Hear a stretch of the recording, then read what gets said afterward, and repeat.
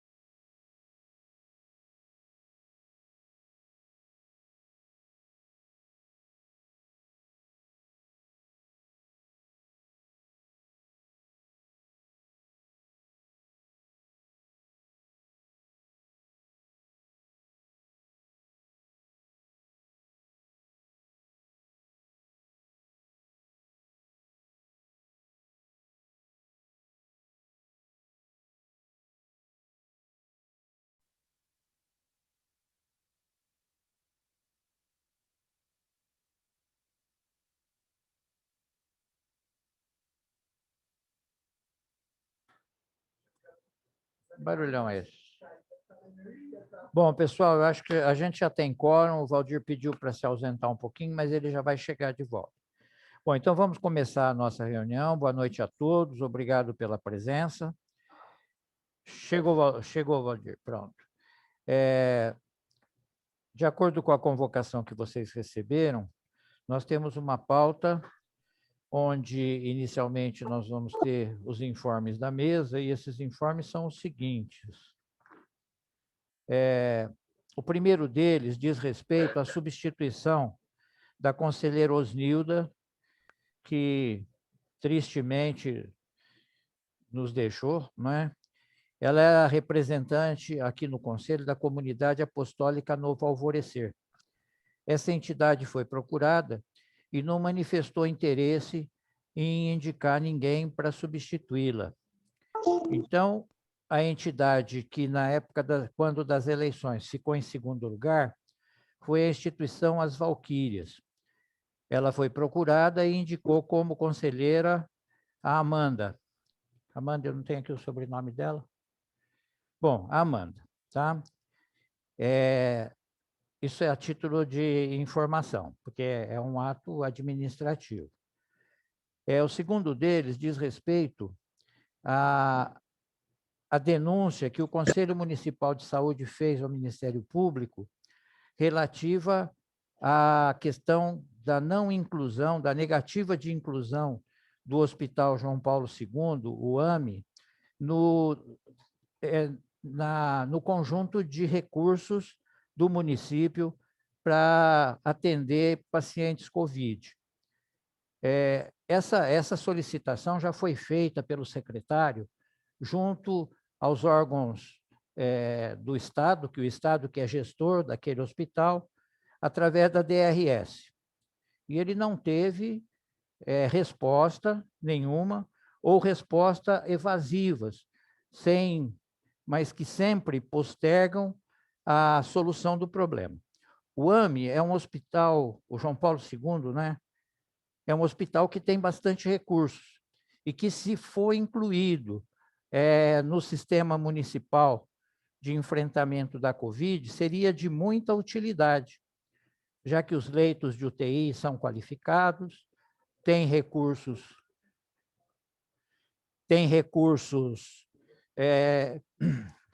bons, né?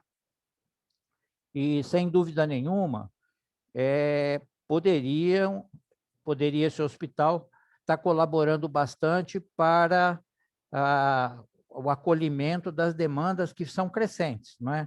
Todos nós estamos acompanhando a exaustão do sistema de saúde, a falta de leitos, não é? A ocupação de 100%, mais de 100% dos leitos, como nós vamos ver depois o relato que vai ser feito pelo pessoal representante do gestor. Então, o promotor, ele está ainda no prazo, né? Ele tem um prazo para se manifestar, e esse prazo ainda não terminou. ele está, nós sabemos, já foi distribuído, a ação já foi distribuída, e está com o promotor, doutor Clementino, que é sempre, né, nós sabemos, diligente nessas questões e tem atuado com eficiência que a gente espera também seja demonstrada nessa situação que diz respeito a um verdadeiro caos que a gente está vivendo. Cada leito incluído no sistema é um recurso a mais e provavelmente uma pessoa a mais a ser salva, ou, na ausência dele, uma pessoa a mais a morrer, não é?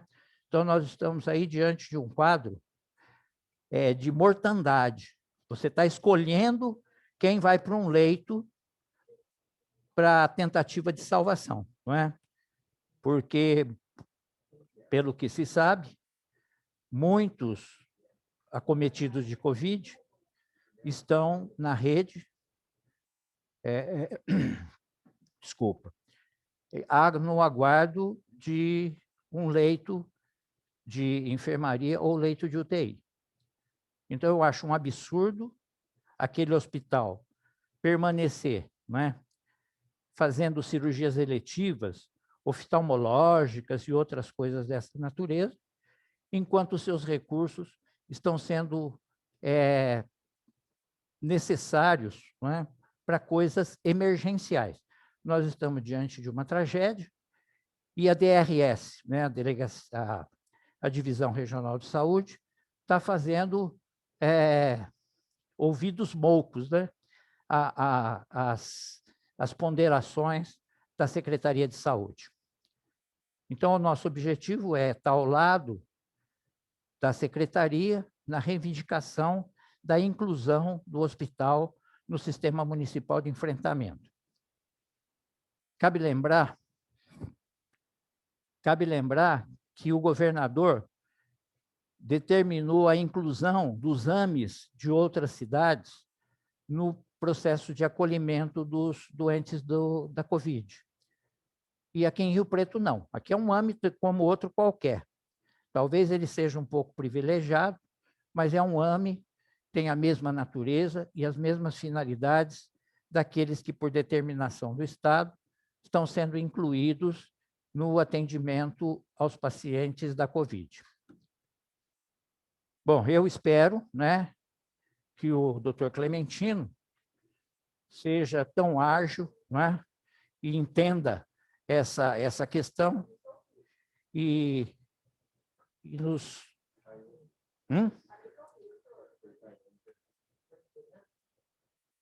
Não brinca. Hã? Caiu a internet.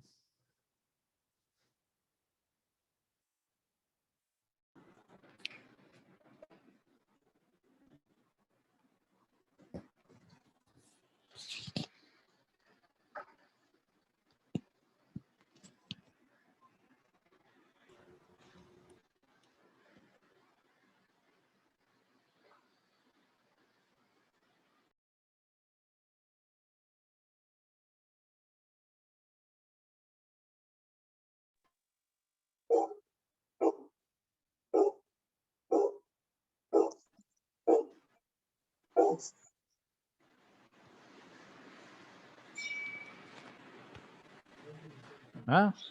Tá bom? Tá ouvindo? Bom, gente, desculpa, mas a internet, ela é um... Tá ouvindo aí?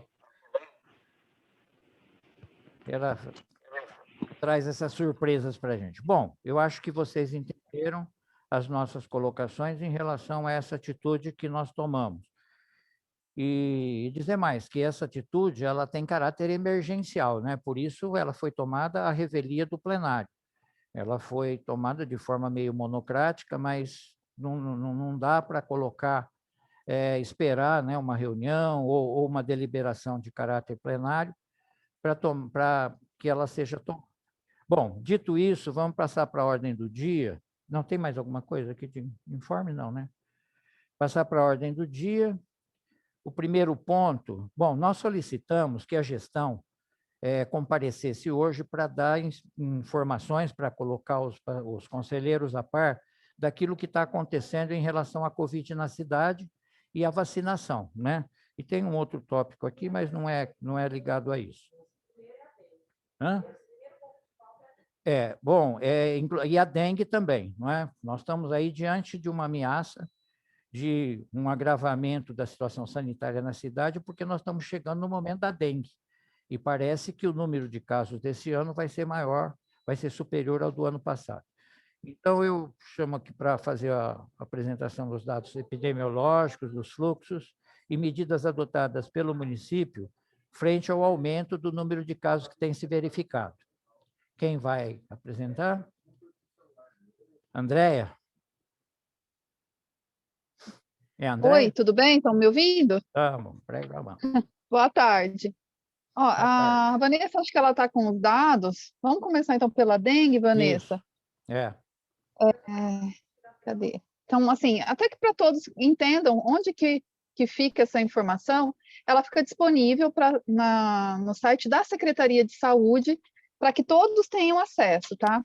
Então, nesse link que eu passei para a Vanessa, tá lá. Você entra no www.riopretosp.gov.br, procura a Secretaria de Saúde e dentro da Secretaria de Saúde procura boletim epidemiológico. E aí encontra da dengue, da zika, chikungunya, sarampo, vários outros.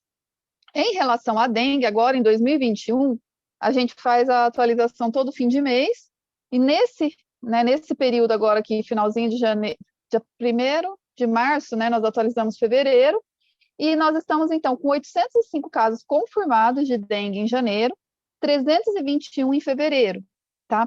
Vocês falam, nossa, é muito, como que tá, né? A gente, sim, é um aumento do período, porém, se vocês forem lá, né, clicar, aí, Vanessa, se você puder procurar 2020 aí no site mesmo, ó, onde está 2021, colocar 2020, vocês vão ver que em 2020, em janeiro, eram 819 casos também, né?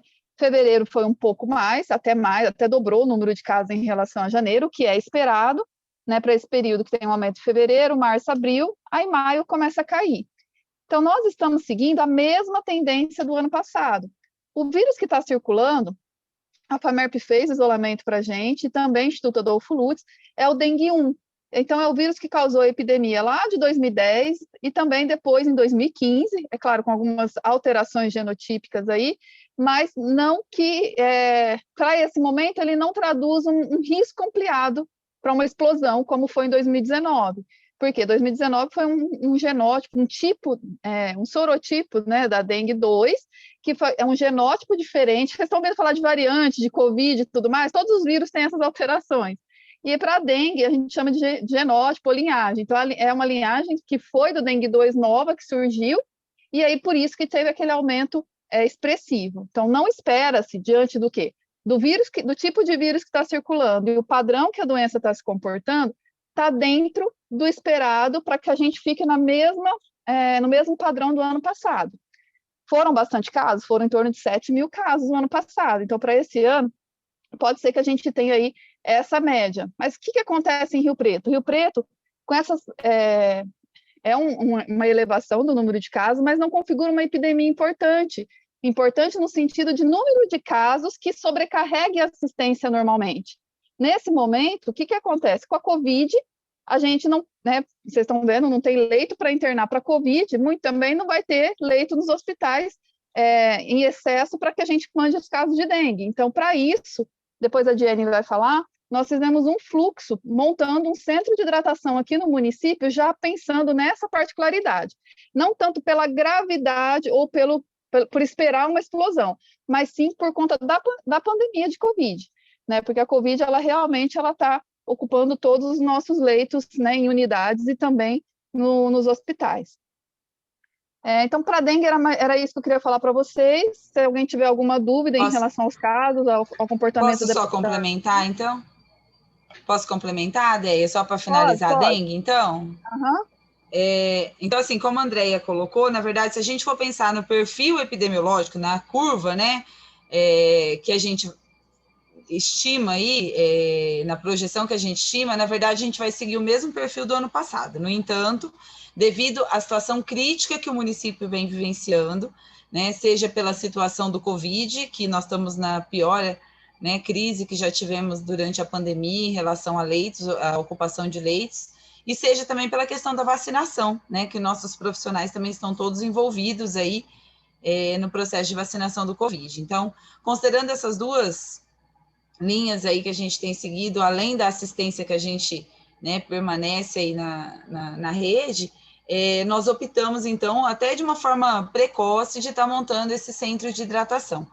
No sentido, isso mesmo que a Andrea colocou, de apoiar a rede, né, para desafogar, para que ela possa atender essas demais demandas que já estão, né, em processo aí na nossa rede. Nós montamos esse centro de hidratação na quinta-feira passada, começamos a atender na sexta-feira, até agora a gente já atendeu 25 pacientes, fizemos 33 atendimentos, porque o paciente ele volta, né, mais de uma vez, e para que vocês entendam, assim, o centro de hidratação, é importante isso para os conselheiros, né, até para orientar, ele não é porta aberta, né, não é que, deu dengue, estou com suspeita de dengue, vou lá para hidratar, não é isso, tá?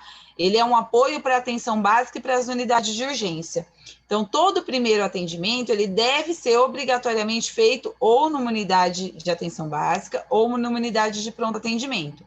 Após o primeiro atendimento, né, que ele vai verificar pelo próprio hemograma, né, porque não vai ter o tempo ainda de sair a sorologia, descartado qualquer sintoma respiratório, né, nós estamos vivendo aí um momento crítico, principalmente porque as duas doenças causam, por exemplo, febre, né, e às vezes fica difícil de descartar. Então, descartando qualquer sintoma respiratório, fez o primeiro atendimento, realmente fechou como suspeita de dengue, está hemoconcentrado, está precisando ser hidratado, aí sim ele é referenciado no dia seguinte, né, para esse centro de hidratação. A partir do momento que o paciente ele é encaminhado para o centro de hidratação, que hoje funciona lá no Hospital Dia, o acompanhamento para a hidratação e acompanhamento laboratorial é feito pelo centro, tá? Então, até o acompanhamento desse paciente permanece lá. Nós estamos, por enquanto, assim, né, o número de atendimentos, na verdade, tem mantido, a gente tem tido um acréscimo dia a dia, mas está mantendo numa capacidade que a gente está tendo condições de atender. E, inicialmente, o centro foi montado com 35 leitos, né, com capacidade de ampliação, caso seja necessário. A gente espera que não, mas caso seja necessário, a gente também tem capacidade de ampliação. Acho que é isso, né, Andréia? Acho que... Ok. Algum conselheiro quer fazer alguma consideração, tem alguma dúvida a respeito? Quer fazer alguma indagação a Andréia ou para a Jenny? Solta o pessoal aí. Dá para tirar o... Ninguém, todo mundo está satisfeito com essas explicações? Bom, estando, vamos passar para o outro item, que é também a apresentação de dados epidemiológicos e medidas adotadas pelo município com relação ao aumento de casos e internações decorrentes da Covid. Eu acho que é a Andréia também que vai fazer o relato, né? Isso, sou eu. Vamos lá. Tá.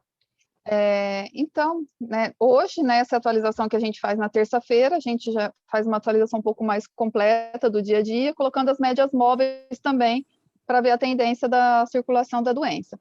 Então, nesse primeiro slide, são dados básicos, né, relacionados ao número de testados, ao número de notificados.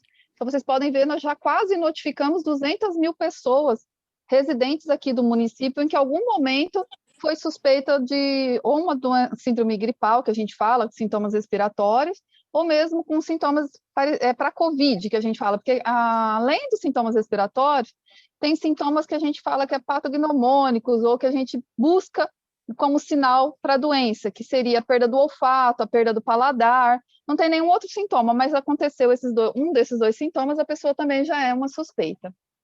Então, desses 190 mil, né, 168 mil foram testados, com 119 mil resultados negativos e 49.243 positivos para a doença. Então, quase 50 mil casos aqui no nosso município já.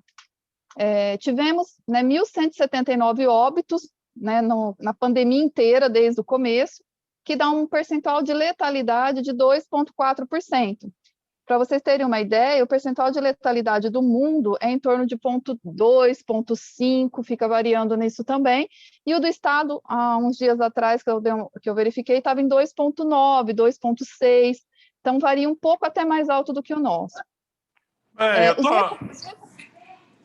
Gente, Oi? ó, vamos esperar a Andréa terminar, depois a gente intervém, tá? Eu não sei quem é que se manifestou aí. Vamos aguardar um pouquinho. Em relação aos recuperados, então nós estamos com 89% dos casos recuperados. Profissionais de saúde representam aí 7,4% de tudo que foi confirmado. Temos já confirmados casos graves que foram internados, 4.875 com a doença, representando 10% de tudo que foi notificado aproximadamente. E o coeficiente de incidência em torno de 10.590 casos para cada 100 mil habitantes, tá? Então, de ontem para hoje, nós tivemos, no próximo slide, tivemos aí 414 casos confirmados de um dia para o outro, mas não quer dizer que foram casos recentes, de um dia para o outro realmente, foram confirmações, resultados que a gente recebeu ontem e foi incluído ontem no sistema, que referente aí a uma semana, 2 no máximo, também não tem aí um atraso em relação a isso, tá bem em tempo real mesmo, de 10 a 14 dias, que é o esperado aí para a gente ter esse prazo para que todos os casos estejam em seus resultados. Desses, 341 foi para o PCR e 73 por teste rápido. E os óbitos de ontem para hoje, tivemos 4 óbitos confirmados também de ontem para hoje. No próximo slide, vocês vão ver que a nossa média móvel, lá em agosto, estava em torno de 290, 300 casos, em média, por dia, confirmados da doença, que foi o nosso pico da doença lá no começo da pandemia. Depois caiu para uma média de 70 casos lá em novembro. Com isso... Oi? Depois esses casos voltaram a ter uma aceleração, uma tendência aí de crescimento, chegando a 300 casos em média por dia, dia 10 de janeiro. Mas nós vimos que isso foi muito relacionado com as festas de final de ano, porque logo esses casos começaram a cair. Foi muito rápida essa queda, então de 10 de janeiro até 8 de fevereiro, foi de 300 casos em média para 135. E aí de 8 de fevereiro para frente, nós começamos uma ascensão, que no momento nós estamos aí já com 290 casos novos em média por dia, mas vocês podem ver que essa ascensão ela foi bem mais reta, essa linha, e é o que está nos preocupando, porque o RT, que é a velocidade que o vírus tem para ser transmitido, ele tem que ficar num nível que a gente fala que é menor que 1, que de 1 para 1, uma pessoa ela não contamina mais que uma outra, não infecta mais que uma outra pessoa. Só que se ele começa a ficar 1.01, 1.03, 1.04, ou seja, a gente pode estar em uma aceleração da doença. E no momento, nosso RT está em 1.037. Nossa, mas 0,37 é muita coisa? Representa bastante coisa. Quando a gente vê, tem um número absoluto grande. Vocês podem ver que a gente teve 400 casos notificados, confirmados de ontem para hoje, que está aumentando aí nesses dias. Então, informa, demonstra realmente essa aceleração que a gente vai ver. Ela vai continuar numa ascendência ou ela vai entrar numa estabilização e depois cair. Todas essas medidas que estão sendo feitas de restrição, a questão realmente de retornar para o vermelho, como foi uma proposta do comitê, até antecipando isso com relação ao Estado, foi realmente para a gente conseguir segurar essa velocidade da transmissão, para que a gente consiga aí reduzir o número de casos, internações e principalmente os óbitos. Esse próximo slide é sobre também os casos, são sobre os casos que estão internados e os óbitos que ocorreram. Então, a linha amarela é a nossa média móvel de caso internado, ela acompanha muito a média móvel dos casos gerais, e olha só, lá no final aqui, onde está o número 10, que foi a média que a gente tinha lá no dia 22 de fevereiro, uma média de 10 casos novos internados por dia, isso Covid confirmado, e aí teve uma aceleração importante, praticamente uma reta, chegando aí a 20, 25, e agora com 28 casos em média por dia internados. Olha o nosso pico, foram 30 casos em média por dia internados. muito provavelmente, né, a gente vai acabar ultrapassando isso que foi o pico da primeira onda. Será que isso é uma segunda onda? Muito provavelmente, mas a gente também não tem, ainda precisa de mais dados, mais subsídios quanto a isso. Mas tudo indica que seja. E em relação aos óbitos, quando a gente começa a ter aumento de caso, aumento da internação, infelizmente, consequentemente, a gente vai ter aí um aumento dos óbitos, que já começou a mostrar essa elevação aqui no final de 28 de fevereiro para cá, porque a gente estava vindo com uma média de 2 óbitos por dia, e agora a gente já está com uma média de 5 óbitos por dia. Próximo.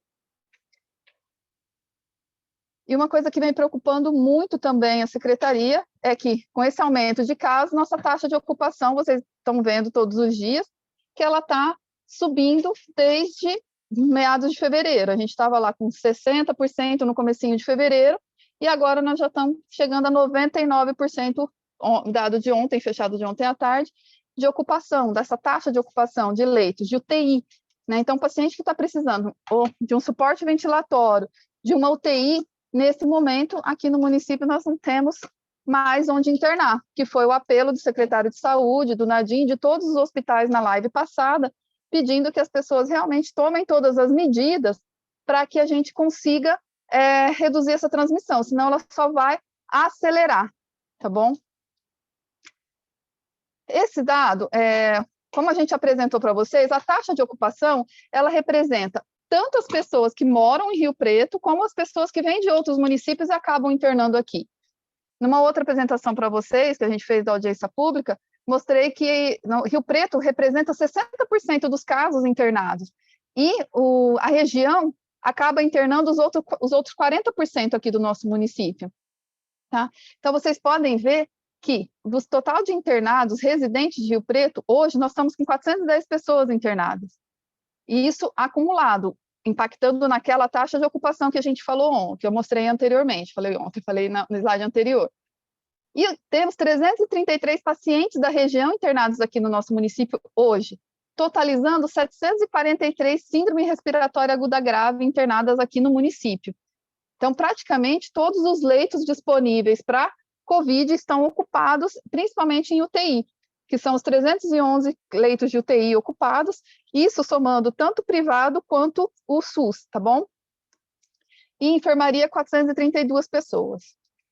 O próximo slide são os confirmados de COVID. Então, daqueles 743 que estão internados, 513 são COVID confirmado. Então, está bem nítido que a gente está com muito caso internado da doença, porque nós chegamos a ter aí 60, 80, 100 casos internados com COVID. Hoje nós estamos com 5 vezes mais isso, então isso é preocupante. E isso impactando aí nos leitos de UTI, sabendo que esse paciente que está na UTI, esses 254 pacientes de COVID que estão nas UTIs, eles não vão embora no dia seguinte, eles vão ficar, em média, de 10 a 12, 15 dias internados. E aí todos que vão entrando, vai precisando de leito, e esses leitos não vão sendo desocupados. Então, por isso que esse período de 15, 20 dias é extremamente importante para a gente tentar segurar a aceleração da epidemia, para que a gente tenha condição de dar assistência a todos que procurarem o serviço de saúde. Era isso que eu queria apresentar para vocês. Se alguém tem alguma dúvida, estou aberta aí para as questões.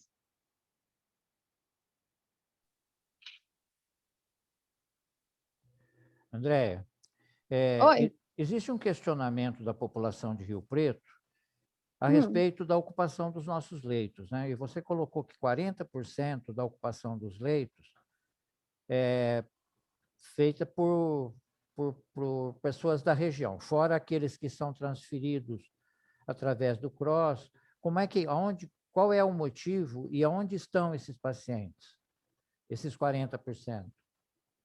Olha, eles estão distribuídos tanto no SUS quanto no privado, tá? Por quê? O SUS, a gente tem um hospital de base, que Rio Preto acaba internando em torno de 30% dos nossos pacientes internam no hospital de base, quer dizer, dos 100% de leitos que o hospital de base tem, 30% acaba sendo para Rio Preto, ou até um pouco mais, tá? Não muito mais que isso. E a Santa Casa, que é onde estão os nossos pacientes do SUS. E os privados também. Então, os privados, eles atendem tanto Rio Preto quanto região. E esses leitos, esses 743 leitos aí, são somados tanto o SUS quanto o privado. e vem a região inteira para cá. Até outro estado acaba internando, outros estados vêm internar para cá. Então, eu estou colocando isso para que você, pessoalmente, possa, como fez, dar esse esclarecimento, né? Porque às vezes as pessoas falam, mas tem tanta gente de fora, como fica a população de Rio Preto? Dizer que os leitos privados, né, os leitos de convênio, você não tem nenhuma condição de ter qualquer interferência. Agora, o outro também tem que dizer que Rio Preto é referência e que, independente dessa referência, tem também a questão da solicitação de leitos pelo Estado, né, através da CROSS. É isso? É isso, Andréia? É isso, porque o hospital de base ele é um hospital regional. E todos os leitos, aí se a Carol tiver, ela pode falar melhor do que eu, quando você abre um leito, principalmente custeado pelos suportes respiratórios e tudo mais, onde vai abrindo, o Estado pede que seja colocado na CROSS um percentual desses leitos para que realmente consiga dar assistência para todas as pessoas, não só de um município, né? Porque nós estamos falando de vidas humanas, então se um outro município próximo, ele tem um paciente, ele está precisando ser transferido, para isso que existe uma rede regional, né? Não é só uma rede municipal.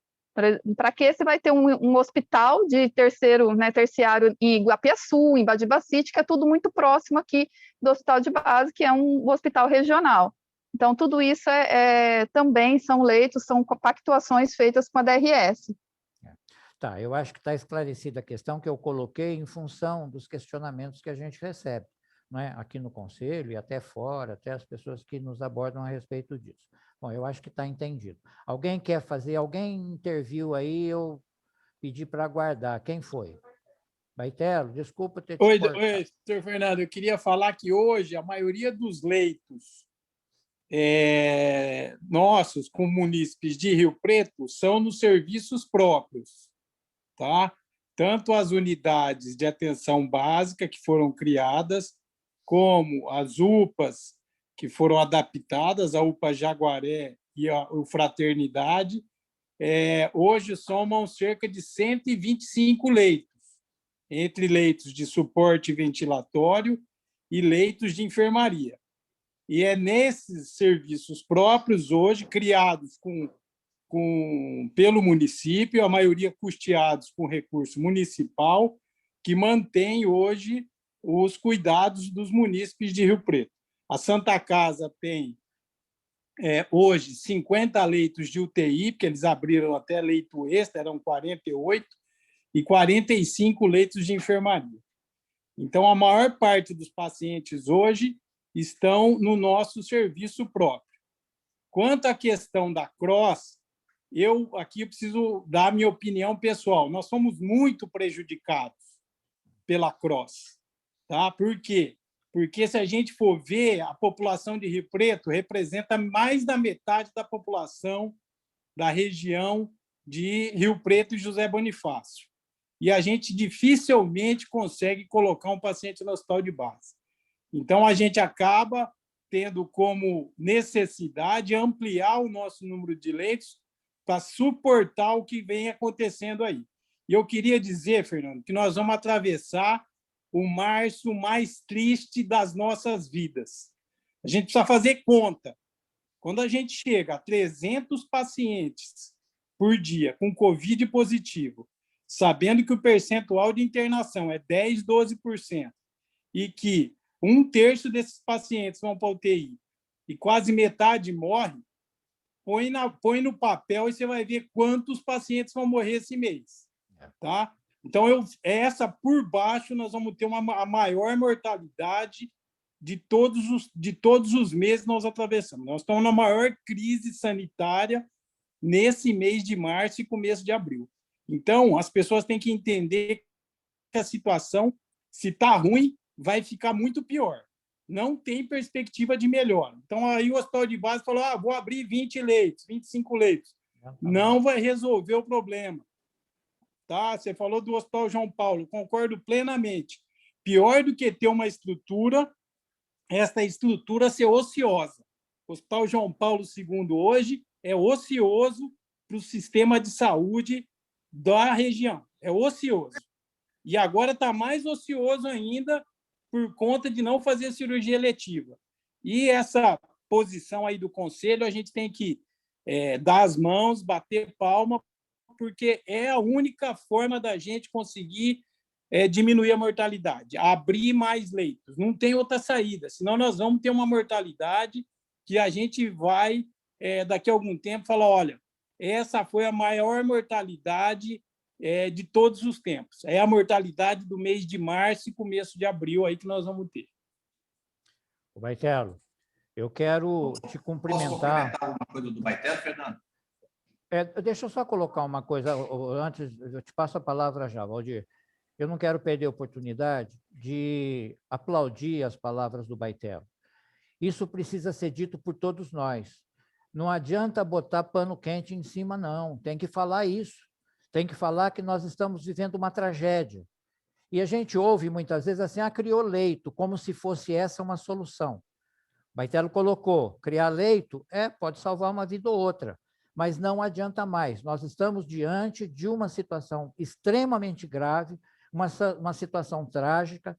Não é só do Baitello que eu ouvi essa questão, essa afirmação de que nós vamos ter a maior tragédia da história sanitária da cidade, e o Brasil todo vivendo isso, não é verdade?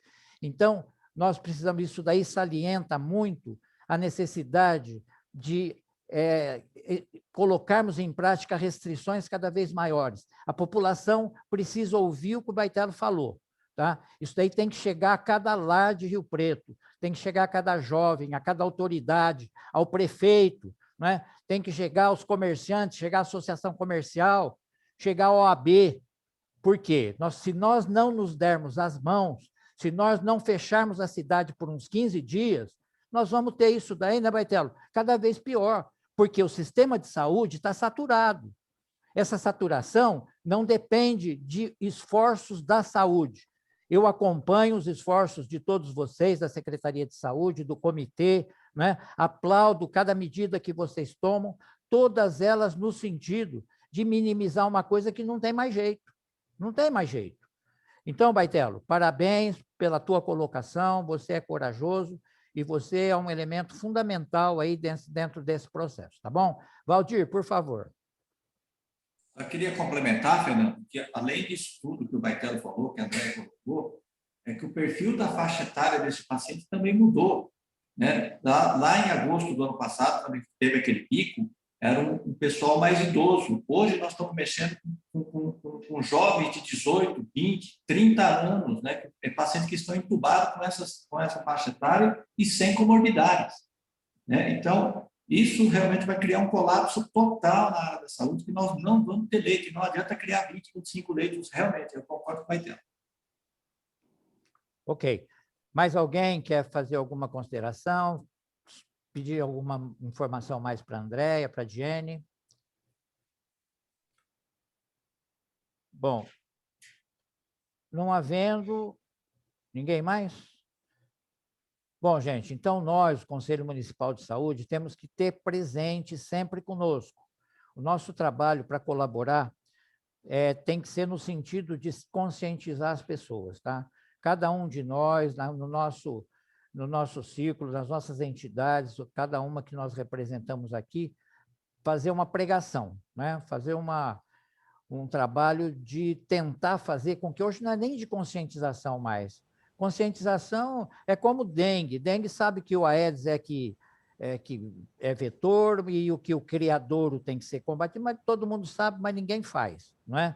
Então, fica aí dependendo de situações que a própria natureza estabelece de ter maior ou menor infestação. Bom, mas, enfim, eu acho que todo mundo sabe que a Covid é uma doença grave, que ela está matando, mas as pessoas só sentem quando um conhecido, quando um parente vai para o tubo ou morre, entendeu? Então, as mortes, todo dia você ouve 2, 3 relatos de pessoas que você conhece que ficaram doentes de forma grave, muitos falecendo, tá? Você pega aí, ó, faleceu um ator lá que trabalhava na Praça é Nossa, coisa desse tipo, um rapaz de 39 anos. O Valdir colocou faixas etárias mais novas sendo acometidas. Isso é muito, muito grave, não é verdade? Nós tínhamos aí, na primeira onda, vamos chamar assim, o acometimento de pessoas mais velhas. Agora não. Então, é uma preocupação maior, porque essas pessoas são mais resistentes, provavelmente, posso estar enganado, vai para uma UTI e vai ficar mais tempo ainda ocupando essa vaga. Isso daí é um processo, isso é uma coisa importante, né, Valdir? Você vai ter lá pacientes ocupando por períodos mais longos, cada vez mais longos, os leitos de UTI, e que os outros vão ficar cada vez mais esperando por esses leitos. Doutor Fernando, é o Ederval, posso falar um segundo? Opa, à vontade, Ederval. Doutor, aqui a gente, o senhor falou às vezes de conscientização, realmente a gente tem percebido que esse apelo de conscientização parece que tem surtido um pouco efeito, né? Muito pouco. E o contrário, um pouco de terror, vou usar essa palavra, eu quero colocar entre aspas, por favor, mas acho que vocês entendem o que eu estou querendo dizer, de apresentar essa situação, você entendeu? Porque, só que às vezes, doutor Fernando, partindo da administração, parece que está fazendo algum tipo de política. E eu não sei, aí uma sugestão, não sei como viabilizar isso, mas talvez o senhor, representando o conselho, ou o próprio conselho, tentar fazer algum tipo de divulgação com os meios de comunicação, com os jornais, com a própria TV aí, né? E tentar aparecer lá e colocar, acrescentar, né? Porque eu sei que já tem sido feito isso, né? Pelos hospitais, o doutor Nadim, esse final de semana, as outras entidades hospitalares, a própria secretaria. Mas eu acho que o Conselho, como órgão independente, eu acho que às vezes ele daria um impacto, vindo com essa mesma força, né? Agressiva até, porque isso chama muita atenção. Então, eu não sei se teria como o Conselho viabilizar isso, e se viabilizasse, o senhor pudesse fazer esse canal aí de comunicação, que seria uma pressão a mais. Porque, como já foi falado aí pelo Valdir, pelo doutor, se não abrir o leito, né, não vai resolver, então nós precisamos partir para desesperadamente criar uma situação aí de distanciamento social, que vai partir, como o senhor mesmo falou, não mais de uma conscientização, mas de uma pressão. É só uma sugestão que eu faço. Obrigado. Deval, a semana passada, eu gravei um vídeo, e foi divulgado aí nas redes e tal, mas eu fiquei um pouco contido, sabe? Eu fico entre bater no cravo ou na ferradura, porque a gente pensa que estabelecer o pânico não é o momento, mas agora eu tenho consciência que tem sim, tem que botar pilha, entendeu? As pessoas têm que saber que nós estamos vivendo uma tragédia e que essa tragédia vai entrar na casa de cada um se não houver um trabalho ou se a população não aderir às restrições que precisam ser feitas. O sujeito tem uma lojinha lá na esquina, ele quer manter a lojinha dele funcionando. O sujeito tem um magazine, ele quer manter funcionando. O supermercado quer manter funcionando. Todo mundo está olhando no próprio umbigo, entendeu? Então, eu acho que agora é pânico mesmo, é colocar pânico. Eu vou entrar em contato com a OAB, já estou em contato com a Associação Comercial, conversei com o Kelvin outro dia, que me procurou, porque eles estão estão mobilizando os empresários para a compra de vacinas, né? Então, ele me pediu que participasse desse movimento, eu vou participar, vou estar lá, mas vou sempre, onde eu for, eu vou dizer que nós estamos numa desgraça. Vou numa faculdade de odontologia, lá na UNORP, vou falar sobre isso com os jovens todos que estão lá matriculados, dos seis séries, né, que tem lá uns 300 jovens, que eu quero colocar, porque o jovem ele precisa ser abordado. Ele tem que saber que ele não pode ir na balada, ele tem que saber que não pode ficar na rua dando trabalho para a Miriam aí, que não dá conta de cercar todo mundo. Né? Pedir empenho da Polícia Militar. Nós fomos há algum tempo lá na Polícia Militar e o comando, nos primeiros dias, primeiro mês seguinte daquilo lá, parece que houve uma atenção maior. Isso sumiu, eu não tenho visto mais. A Polícia Militar colocou viaturas propagando mensagens, abordando as pessoas andando sem máscara. Acabou, não tem isso. A Guarda Municipal, não sei, eu vejo pouco também, mas também é um contingente menor. Né? Chegou o momento, e o Conselho Municipal de Saúde vai fazer sim, Ederval. Eu vou botar pilha, eu vou mostrar, vou abrir a caixa de ferramenta, que nem diz o outro, tá bom? Bom, não havendo... Doutor... Pois não. Não, só complementando e, na verdade, endossando o que o Ederval falou, A gente participa junto, né, aí do comitê, e o senhor tem percebido a nossa preocupação, e eu acho que isso que o Ederval falou, vocês têm uma força popular muito grande, né, o conselho em si, eu falo.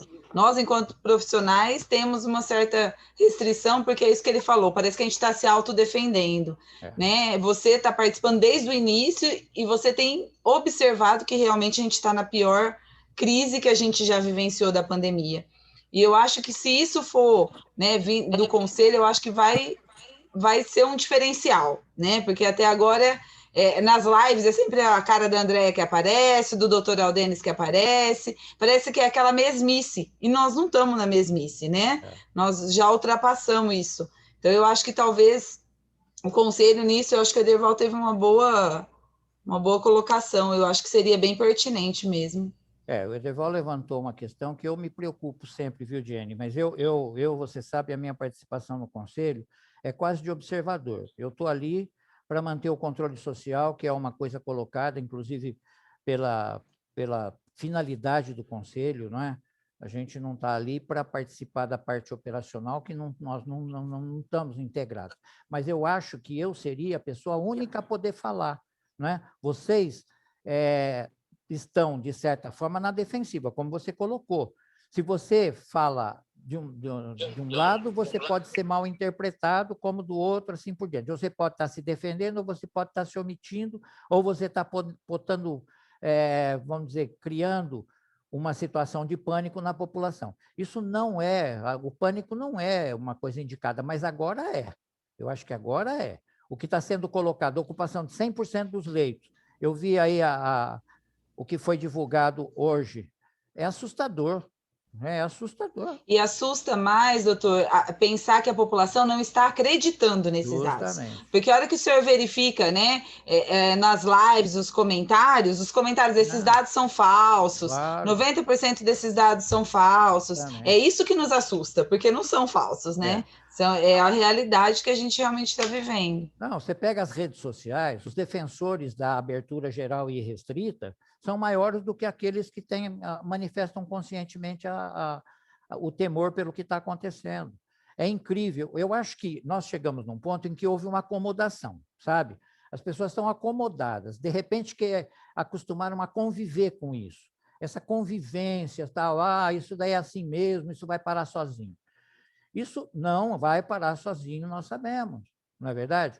Os epidemiologistas, os virologistas estão falando da natureza desse vírus que ninguém conhece. Alguém imaginava que a gente ia voltar para uma situação dessa? Eu acho que a ciência não tinha noção disso. De repente, nós chegamos numa situação dramática e nós não víamos isso há 2 meses atrás. Vocês citaram, a Andréia citou, que a curva descendente ela foi extremamente animadora. De repente, houve uma reversão muito, muito grande. E, de repente, por exemplo, eu vejo aí, a ascensão foi devagar, de repente, você tem um pico de ascensão. E será que esse pico vai parar semana que vem? O Baitello colocou bem, não vai parar. Nós vamos ter um março, abril aí para frente, precisando abrir cova. Chega, leito não vai evitar que se abra a cova, sem dúvida nenhuma. Bom, gente, eu acho que a gente fica falando isso aqui a noite inteira e não vamos falar tudo que tem que falar, né, na verdade. Viu, Ederval, foi muito legal a sua colocação e eu vou mobilizar o meu pessoal aqui, nós estamos procurando colaborar na vacinação. Doutor Fernando, e assim, rapidinho, eu penso que o senhor poderia, não sei se o senhor tem interesse nisso, né? Mas é para tentar despolitizar, né? Porque qualquer coisa que se o prefeito, o secretário tenta fazer, será que é contra o Dória, a favor do Bolsonaro, não sei o que, virou uma confusão. Não, virou. Então, talvez o conselho saindo por uma via intermediária na sua pessoa, talvez o senhor gravar um vídeo e tentar divulgar junto às redes de televisão, alguma coisa assim, né? Um vídeo curto ali, mas bem objetivo nesse sentido.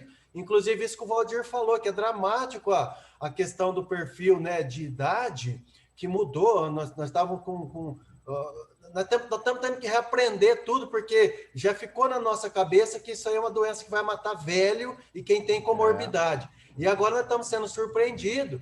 E muita gente ainda não percebeu isso, porque as pessoas continuam falando isso, o senhor entendeu? É nesse sentido que eu acho que o senhor, se pudesse, e mais por esse lado aí, eu sei que se expor não é fácil, né? Embora o senhor tenha um pouco mais de facilidade nesse sentido, mas eu acho que é uma hora oportuna, porque complementar tudo isso que está sendo feito pela administração e pelos hospitais, né? Mas como o conselho, que é algo, é um órgão de acompanhamento, de fiscalização, de controle social, que está enxergando a situação, né? E pudesse tentar sensibilizar a população, principalmente a população mais jovem. Desculpa eu ter estendido. Nós vamos sim, viu, Deval? Eu acho que chegou o momento, já passou o momento até. Há uma semana atrás, eu pensava, tanto é que quando eu gravei um vídeo, eu fiz 2 vezes. Eu fiz um só assoprando, e depois eu fiz outro um pouco mais incisivo. Por quê? Porque eu não quero ser mal interpretado, falar, ó, você está causando pânico e tal. Mas agora eu já me convenci, em uma semana, 10 dias, eu me convenci que a situação é tão crítica que, se nós não falarmos a realidade, a verdade, nós vamos estar sendo omissos, não é? E, além de omissos, nós estamos aí, não estamos colaborando para que a situação realmente se resolva, né? Ou que a gente minimize todas as suas consequências. Nós vamos sim, eu me coloco à disposição para gravar, para falar. Eu não tenho nenhuma, mas nenhum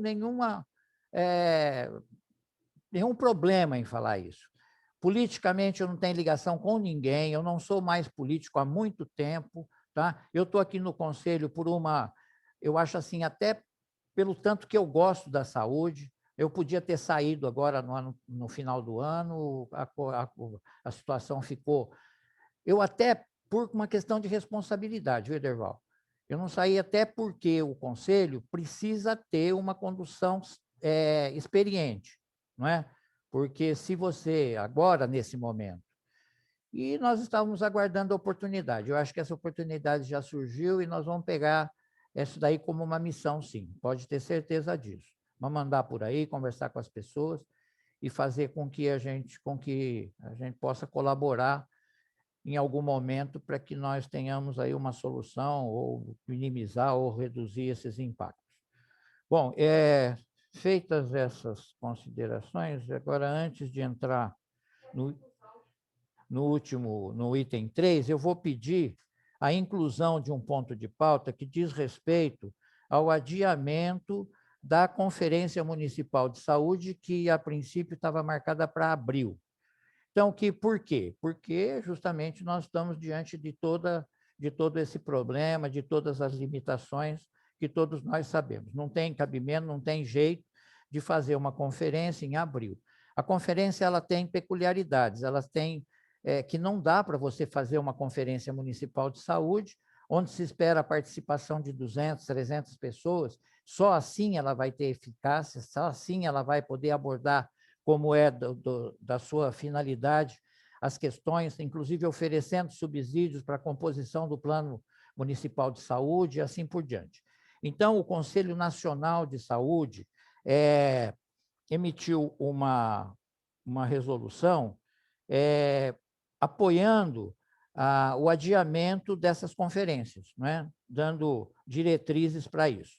Então, existe uma comissão da conferência aqui no Conselho. Essa comissão se reuniu e aprovou o adiamento dessa conferência marcada para abril para o ano que vem, né? Vamos ver se o ano que vem a gente consegue fazer.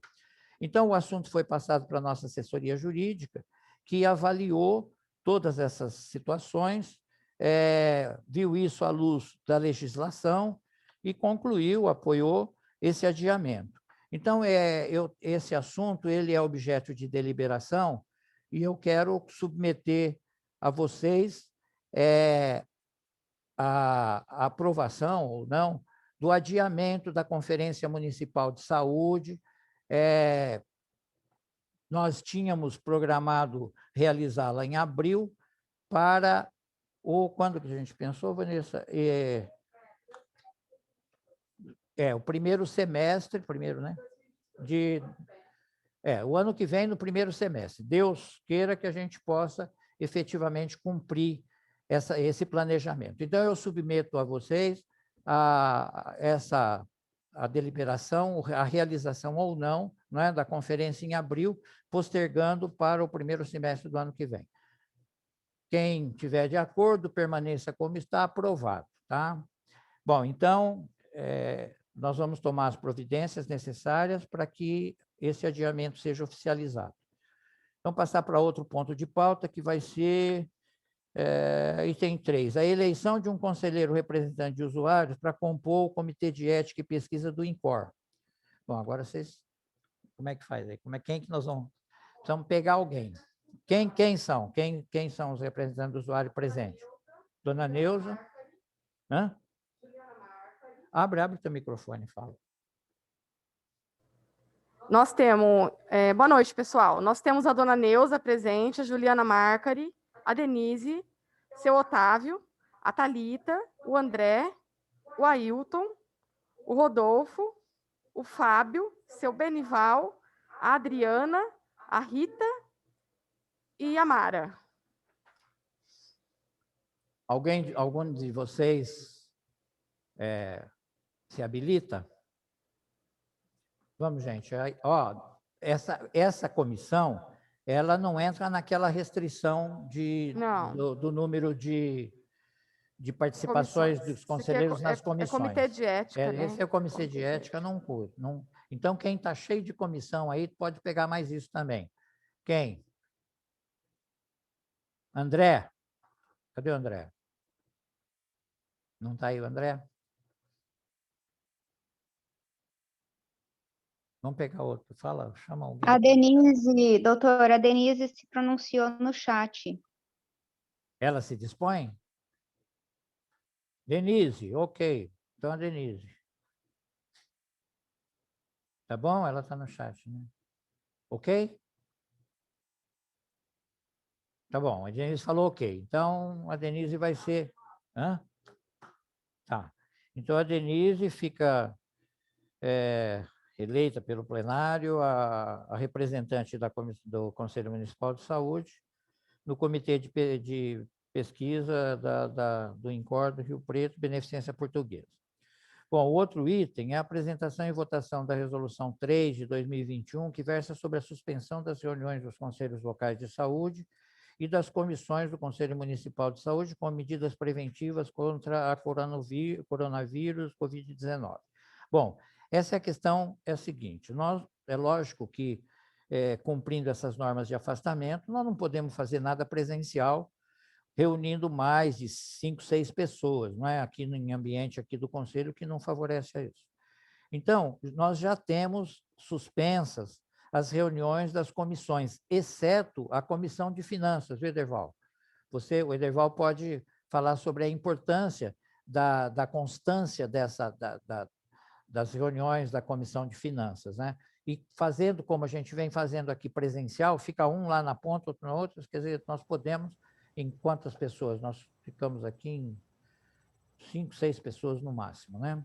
Então, fora isso, todas as demais estão com as suas reuniões suspensas. Há de se dizer, mas não pode fazer por meio virtual.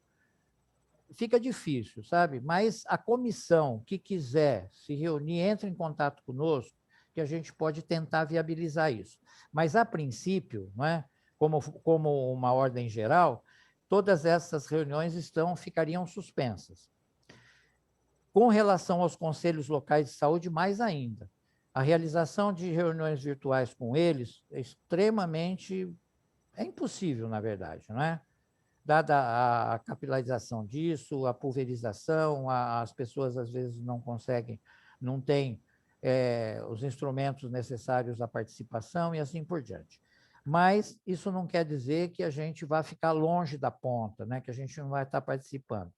A Bianca e a Débora vão estar em contato com eles, agora elas estão colaborando na vacinação e tal, mas tão logo seja possível, elas vão em contato, vão percorrer cada uma a sua região e procurar fazer com que os conselheiros locais, né, mesmo sem reuni-los, participem lá da forma que, inclusive, é muito importante que o conselheiro local esteja presente, avaliando, trazendo as questões aqui para o Conselho.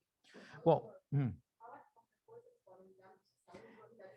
Então, os conselheiros, os membros das comissões e os conselheiros locais de saúde poderão, diante de qualquer eventualidade, diante da identificação de qualquer problema, de cada reivindicação, de cada sugestão, ligar no Disque Saúde. Tá? Aqui no Disque Saúde, a gente pega, vai avaliar todas elas e encaminhar para quem de direito. Tá? Então, nós não queremos perder o contato com os conselheiros locais de saúde e nem com os membros das comissões permanentes e setoriais montadas aqui no âmbito do Conselho.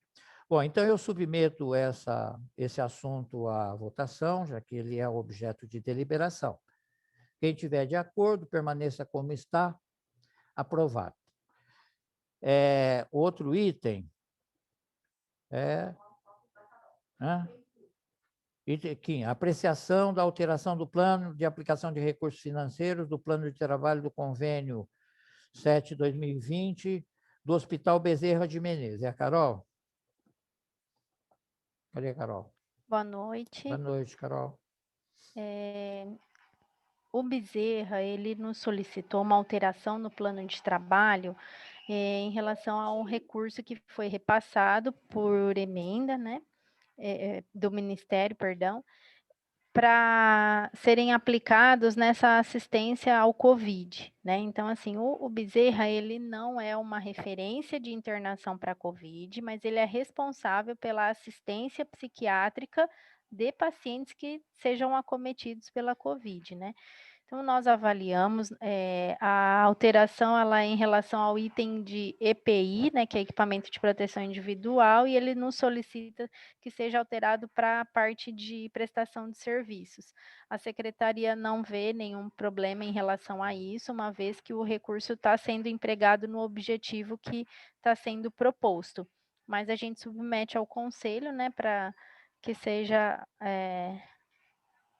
avaliado também, isso.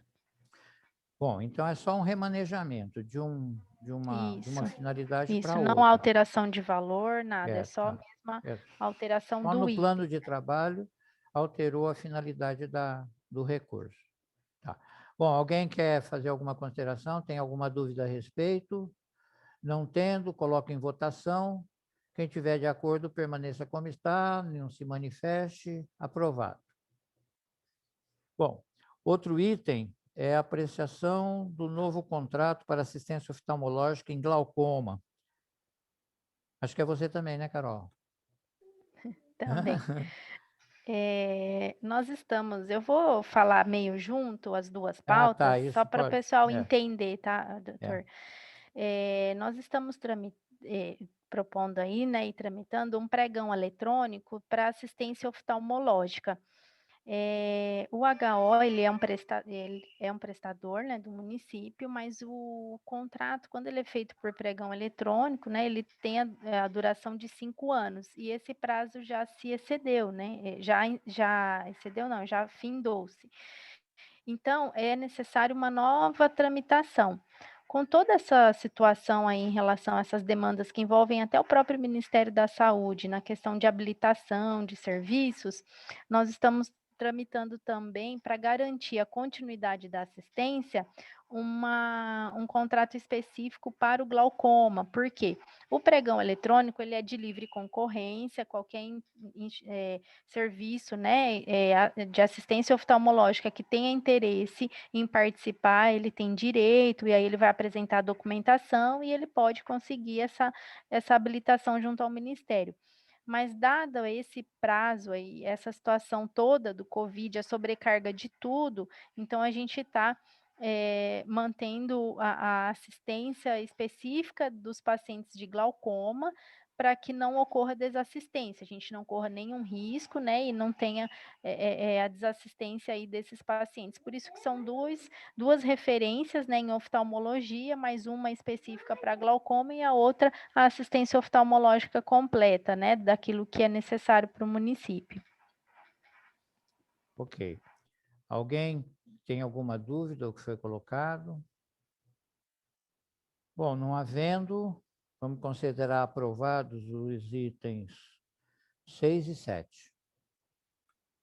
Então, esgotada a pauta, eu quero agradecer a presença de vocês, dizer que a reunião foi produtiva e que aqui a gente andou levantando questões que precisam ser de forma muito aguda, né, de forma muito veemente, ser abordadas por todos nós.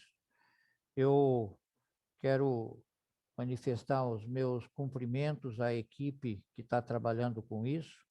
Sei que elas estão à exaustão e quero lembrar a situação crítica, não é? A situação dramática que estão vivendo os nossos representantes lá na ponta, as equipes médicas que estão nas unidades Covid. Hoje nós estávamos comentando lá no comitê a dificuldade em contratar pessoas. Aí, na iniciativa privada, é grande as pessoas entregando currículo, pessoas que poderiam estar na rede, têm oportunidade na rede, pessoas bem informadas estão procurando se colocar em serviços não Covid, né? Em serviços afastados dessa loucura que a gente está vivendo. Então, isso é bom que se diga, porque a questão de recursos humanos vai ser caótica, né? Vai ser dramática sempre e crescendo ainda mais. Bom, então feito isso, esgotada a pauta, eu dou por encerrada. Alguém quer fazer alguma colocação final? Bom, não havendo, dou por encerrada a reunião e agradeço a paciência e a colaboração de todos vocês. Um grande abraço a todos.